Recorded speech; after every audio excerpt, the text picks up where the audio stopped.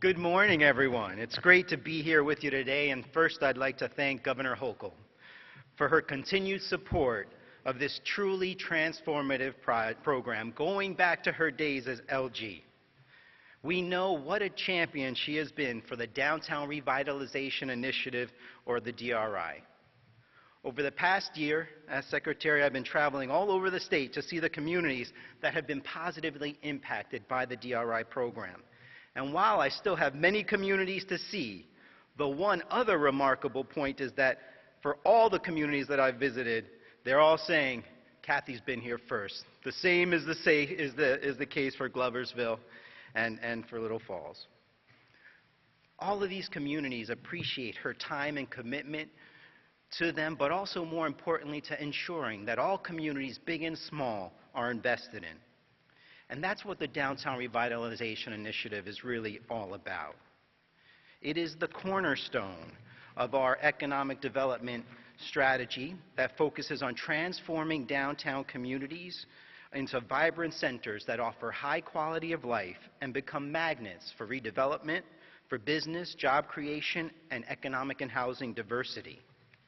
But it's when you visit these communities on the ground and see firsthand and talk to the local leadership that you understand the dramatic changes that they have in sight for their communities. And it's because of the strategic plan that you have all put in place here today that that dream comes to fruition.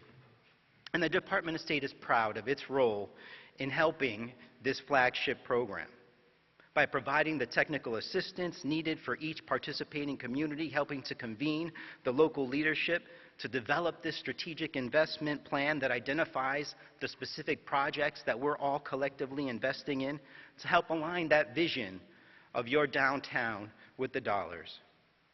And then it's working with this local planning commission on the implementation to make sure that these projects that you all see come to fruition. So it really is a collaborative partnership between the state and the local elected officials and stakeholders. That's the success to the DRI program and the transformation that happened in DRI communities. So I'm certainly proud of the work that our teams at the state collectively do to make sure that every I and T is crossed and to make sure that the work of this program takes effect for the people of New York. So I look forward to seeing all the projects that we're going to be unveiling here today in the two communities turn into epicenters of activity, opportunity, and vibrancy.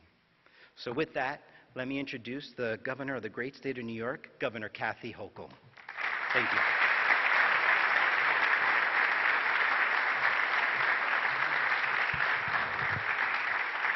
Good morning, and first of all, to our Secretary of State, Robert Rodriguez, I want to thank him for picking up where I left off. I didn't think anybody would try to match the amount of travel I did as Lieutenant Governor, but you're certainly in competition, and I'm glad you're doing that. That's exactly what I wanted you to do, to show up in communities like this and let them know they matter, and I'm grateful to your work in your entire department, so thank you, Robert Rodriguez. I also want to thank the Glove Board President, James Hannas, for welcoming us here today. What a this is.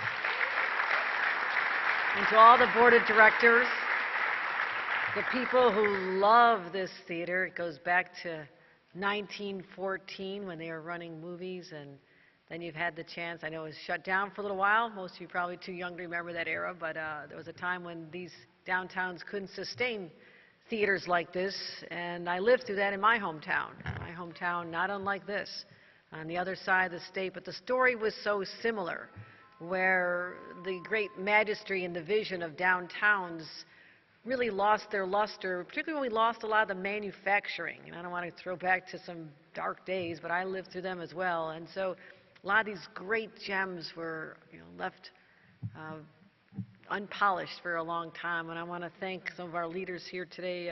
Vincent DeSantis, the mayor of Gloversville, who believed in this theater. Thank you. Thank you for bringing people together years ago and saying, yes, we can bring this back to life, and that is what we're going to continue. Your vision here today, Mayor DeSantis. Also, we have our great mayor from Little Falls, Mark Blask, has joined us. And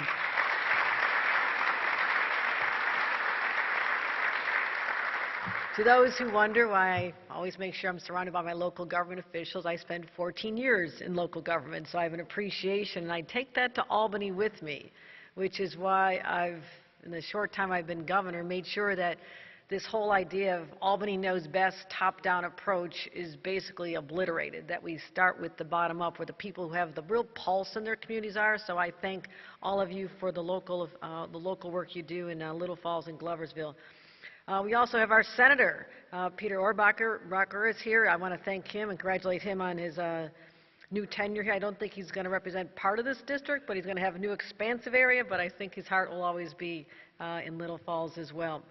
Also, Robert Smullen, our Assembly member, who picks up Little Falls and represents Gloversville, and what a privilege that it certainly is to our Assembly member, our senators.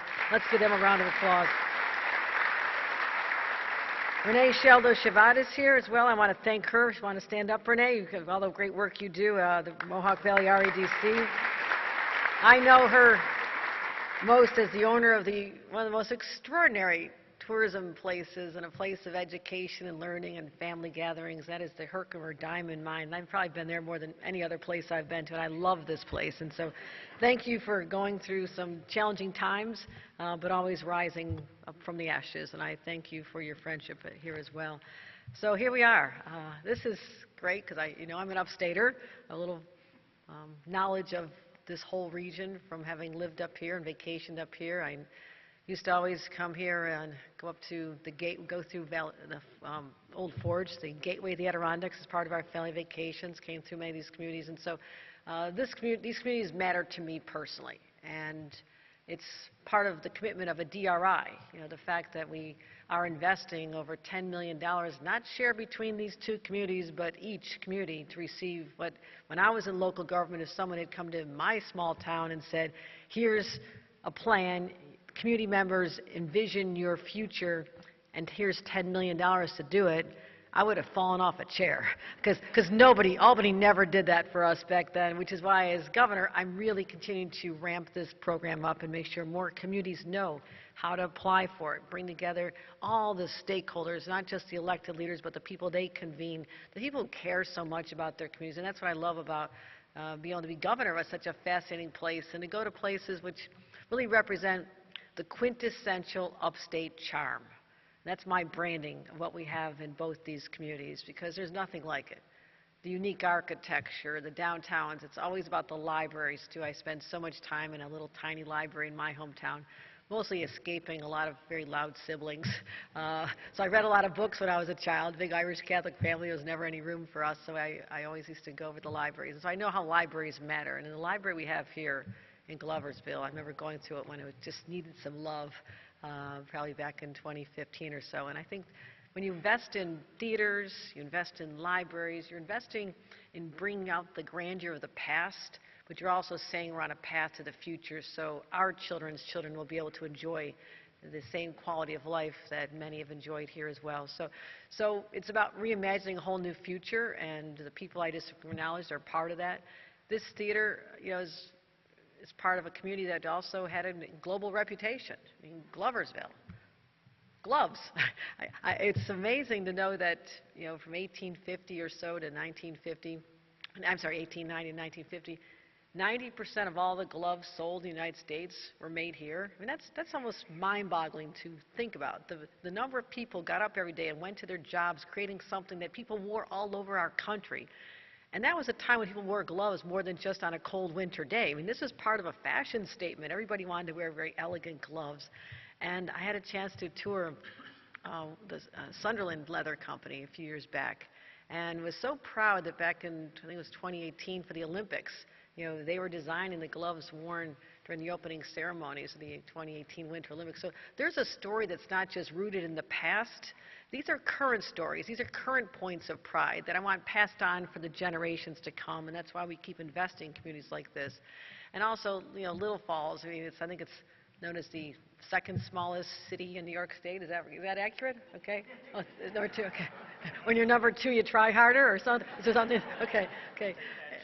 Okay. No, we love. That's also just a statement of it matters. I mean, this is part of its identity, and it's an identity. And I really believe a community like Little Falls punches above its weight, for having a smaller community population-wise, you still have that charm and that character and that personality that is the envy of places around the country. If you travel around many parts of the country, you go to the south, you go out west, I mean, they were not built at the time our communities were built. Well, we're the ones who own that, the architecture, the history that the East Coast is known for, particularly here in New York State, and places like Gloversville and Little Falls still drip with that heritage and that charm. And so I've been to these regions so many times. I love going up to the hardware store in Old Forge many times, walk through there. All of a sudden you see things I didn't know I needed that. So all of a sudden I've got a whole basket full of things I didn't know I needed. And again, as I mentioned, going to the diamond mines of the Adirondacks, there's so many great things. But as I mentioned, we did experience, and those who might be older than very young would remember that there was an era of industrial decline when there was global competition. We lost the textile, the manufacturing. They went overseas or they went down south. And it was a hard hit. I grew up in a steel town, and we lost the steel plant to foreign competition. All of a sudden, overnight, 20,000 jobs where my dad and grandpa and everybody worked were gone. And you didn't have the state stepping in and saying, here's money to help reimagine your next phase. You just wallowed in decline, and it was depressing. And I mentioned that big Irish Catholic family. I'm the only one left in the state of New York because they all had to leave to find jobs. They all wanted to stay, and not one of them could find a job back in the late 70s and 80s, and it's a tragedy. So I'm seared in the knowledge of what can happen when the jobs are not there and what communities can look like when the jobs are there. And that's why I was so proud to come to this region and announce the magnificent Wolf Speed project, for a $500 million investment from the state to help Wolf Speed, create over 600 jobs in this area. That was last year. And then all of a sudden we have an opportunity with Micron. Now you may not think, what does Micron have to do with me here in Gloversville or Little Falls? I cannot tell you the supply chain opportunities that are going to arise from a company that is going to hire 50,000 people, 9,000 direct, 50,000 indirect, because there's going to be businesses in smaller communities and outlying areas that are created by the young talent that don't have to go to a different place. They don't have to go to bigger cities to find those opportunities. If we're smart and use this as an opportunity to supercharge the whole upstate economy, and I will tell you, when I talked to the leaders of Micron, who were really dead set on going to Texas, they had their foot out the door. They were just looking at us to be polite, I think. I got them in a room and I started talking. I said, if you experienced Erie Canal communities, have you been to the Finger Lakes, have you been up to the Adirondacks, do you know about what we have up in the St. Lawrence Seaway, the Thousand Islands? Do you know how beautiful this area is? Do you know how affordable these smaller communities are? Do you know the quality of life, the quality of education, our health care? All of a sudden, they started thinking about not necessarily what makes sense for a company, but about what makes sense for their employees. How will they attract the people from around the country and perhaps the globe to want to come to a place? And when you start thinking about these unique assets that we have, this is how you can bring the jobs here. They'll bring more workers, so maybe you'll grow even bigger than the second smallest. You might be larger. So what I want you to know is I see an opportunity here that is brand new. Nobody else has had to think about what that means for the small towns that dot upstate New York when you have the opportunity for a company to bring thousands and thousands of jobs. So I think we just seize this as well. And what we're doing here is polishing up and sprucing up our downtowns and giving them the charm. When this theater is completed, it's going to be extraordinary. And I better start mentioning the projects. I'm going to get carried away. This theater, they didn't want to tip the hat. This theater is one of them.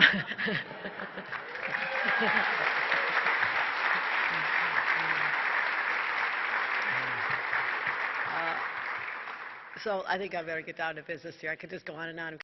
Oh, my love of this region.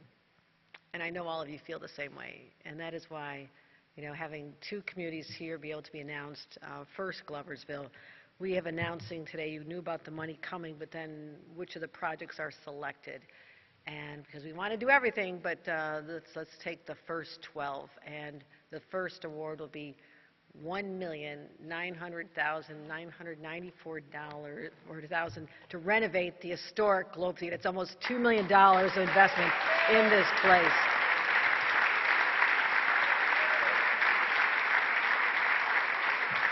Surprise! Surprise! Again, this theater is a downtown anchor. We spruce it up. You continue, all the great work that's being done here, and James and others have more plans. I know you have your movie night on Wednesdays, and you have some live theater and congregate here, but this is going to be magnificent. And so this is going to bring more people downtown, and those who live here already just say, why not? Why shouldn't this be spectacular? So it's also about, it's about creating a sense of place and a place people gather for entertainment. It's part of a quality of life. But also, these awards are intended to enhance connectivity. What does that mean? We are going to be developing the St. Thomas Square for year-round activities. I think it's $1.1 million, $1.1 million, $20,000 for more public gatherings, more recreational use, especially kids' activities. Any kids we're representing? So look how it looks at St. Thomas Square looks gorgeous. Also, streetscapes. My gosh, my hometown was so run down. The curbs were just worn down, and it's just like you drove through, you just wanted to hang your head. Like, oh my gosh, there's no, nice streetscapes or signs or little park benches and little plants. And when you do all those, it says that there's pride in this community, that this community matters, and that's why we're going to allocate $441,000 to improve the streetscapes and connect downtown with the regional trails as well. Let's make it more walkable communities. And a downtown piazza. Piazza, that's a fancy word. Yeah. $435,000 to transform a vacant lot into a space for concerts and outdoor movies and an urban park. I think that's going to be magnificent as well. So let's get that started. We're going to be enhancing public amenities at the Trail Station Park. $495,000 for that project. That's going to be another great magnet for the people who want to just be enjoying the outdoors. That's going to be fabulous. So we talk about connecting people, we talk about creating entertainment venues, but also places people can afford to live. So we're going to be investing in more affordable housing and supportive and senior housing, so those who grew up here can live in the same community where their children are now raising their kids. So we're going to be redeveloping and renovating historic buildings and old mills into mixed-use housing, and I love to see this. I love to see this because you're sprucing up the exterior for a community to experience, but also you're making it a home for someone, a place that had just been walked past for many, many years, and no one believed that there could actually be such life inside. So now this is going to be homes for people, so I'm real excited about that. So let's start with the historic carriage house, $1.3 million to focus on...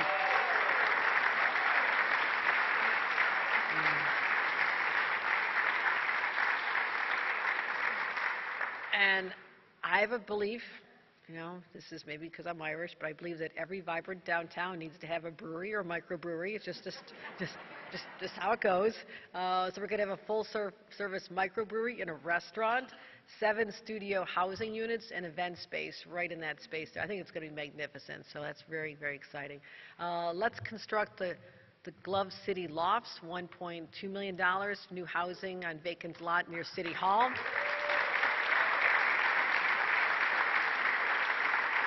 That'll be 75 loft-style houses for mixed-income tenants. The Daniel Hayes Mill, over $1 million to redevelop this space, over 20 apartment lofts and green space for recreational use. So those are some of the main projects we'll be talking about. We also want to make sure that the downtown businesses who hung on through some tough times, especially during the pandemic, that we help them, improve and have the resources they need. A lot of it, again, this has happened in my hometown. The exterior of the facades declined. I mean, no one was maintaining them. The sides look run down, and just like, you'd have a little deli across the street from my mother's little flower shop. My mom started a flower shop in the middle of a recession. That's my mother. And it was tough. And I'd sit there and wait for that little bell to ring that some customer came in, and it took a long time for that bell to ring. So I knew those were tough times a couple decades ago. But there was a little delicatessen across the street, and they used to have handwritten scribbled on a piece of paper, slapped in the window, you know, 6-pack of Jenny Cream Ale, $2 or whatever, you know. So you know, just we kind of want to say, can you just maybe up the game a little bit here? So because what one neighbor does affects the others as well. You want to have this sense of we have our act together. And so the Downtown Business Improvement Fund, over $600,000 will help them achieve that. I think that's really important. So let's make sure we take advantage of that. Transforming the former garage building into headquarters for Glove City Brewing, $359,000, $359,000. That's going to be charming. I love the way love the way that looks. We'll renovate Shine Memorial Hall, $346,000. That's going to be great. Revive the former City Hall for $250,000.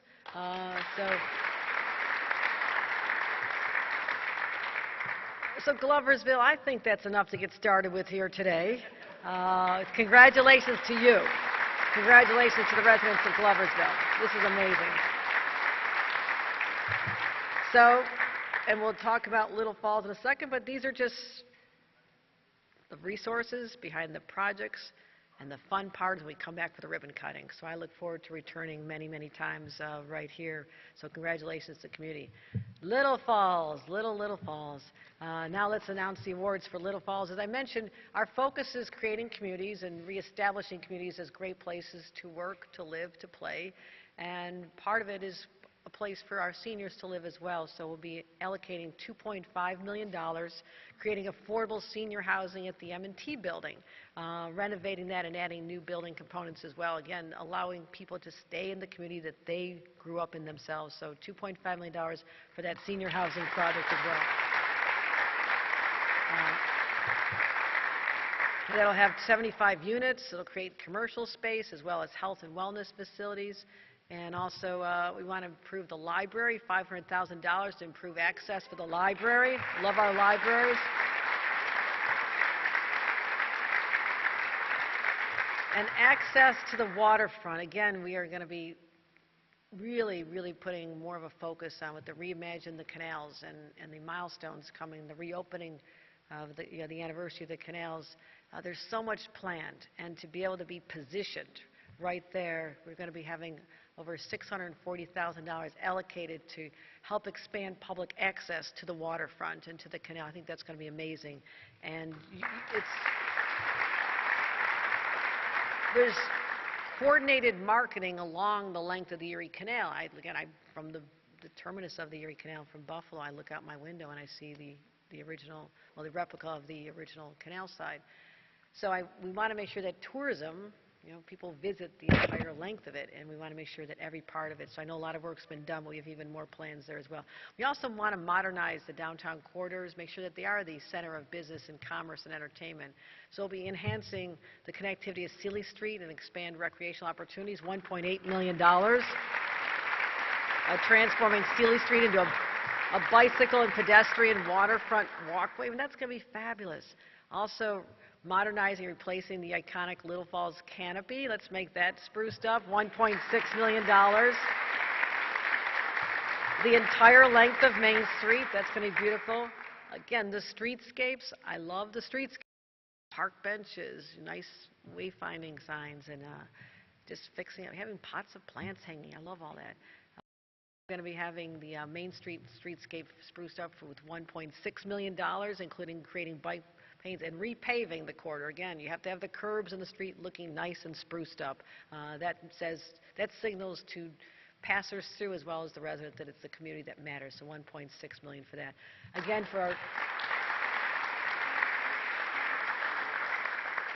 for our small businesses, let's help them out again as well and make sure that we have money to help them do what they choose to do to spruce up, and over $600,000 to help fund the small business development. So make sure we get the word out to all of them. This is charming. And to help families who live here now, who want to come here, that we tell them we also believe in our children and taking care of them. And so we'll be investing over $390,000 to increase high-quality child care and community.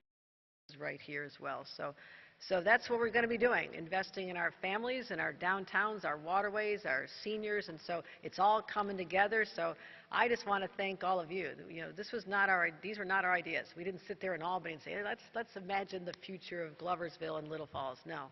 I thank those of you who put in countless hours, and I've been on those committees. I've been in those rooms, and you sit there late into the night and say, you know, what can we do? What is the legacy that we will leave for our children? So they know that back in 2022, 2023, there were people, elected leaders, community leaders, business people, who all came together and said, we care, and we're going to continue investing our time and our talents and our passion for these two spectacular communities. And generations from now, they'll be grateful that you were in this room on this day and went forth to execute the extraordinary vision that you all formulated. And I'm grateful, as the governor of the state of New York, I'm grateful to have people like all of you who love your community so deeply. So this is the future. This is the spirit that we're going to continue embracing. It's a whole new era, and let's lean hard into the future. Congratulations to Gloversville and to Little Falls. Thank you. Thank you. Thank you. Thank you. Thank you. Thank you. Well, thank you, everyone. At this time, let's see whether our mayors have any reaction. First, let's start with Mayor Vincent DeSantis, and I'll let him have a couple minutes of your time and let you know his reflections on today. So.